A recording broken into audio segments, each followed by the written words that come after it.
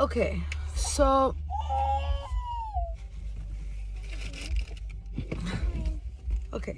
I have this thought in my head that I need to get out.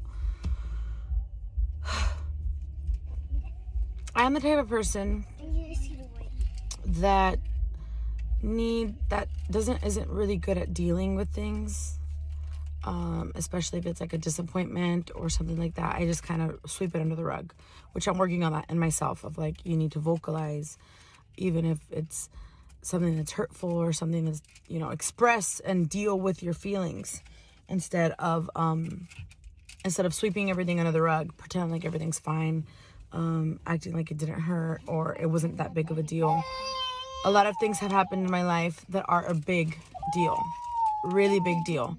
And I'm just meditating right now, and in a sense of, if we don't mourn correctly, if we don't learn how to let go of things correctly, process our emotions, express our pain, deal with that part, it's a process. Pain is a process. And so many times, maybe I'm not the only one, I hope I'm not the only one, but I've noticed that when I don't mourn things correctly, whether if it's a dream that didn't work out the way I wanted it to, or whether it is a relationship that hurt me, whether it's entre familia with your family, or a romantic relationship or a friendship that I didn't mourn correctly, that I didn't process correctly, whether I made mistakes or that person made mistakes or whatever. If you don't mourn things correctly, you will always run back to your past. And the thing about that is, you always want to go back to what it used to be. You always want to go back to what it was, because you didn't process your feelings. And the thing about living in the past and wanting to go back to when things were better,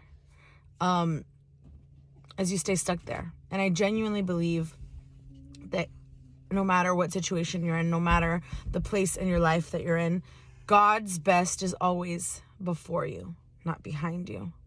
And I think about this too, like, I think about this, when Jesus passed away, when Jesus died on the cross, I feel like it's important that they had to mourn what was happening. They had to deal with their emotions and really mourn, because they would always want to live with Jesus as he was in the flesh. But if Jesus wouldn't have passed away and would have died, he would have never sent the Holy Spirit to us.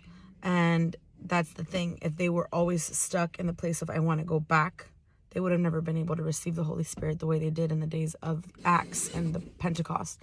So mourning is so important. Everyone is so focused on everything's good and let's live our best life. But I feel like so many people don't emphasize the importance of going through the process of pain and going through the process of mourning, because even in that painful place, you grow and you remember and you learn lessons and you remember what not to do again, so that we don't always go back to what we know. So we don't always want to go back to the dysfunction, because that's when it was good, quote unquote.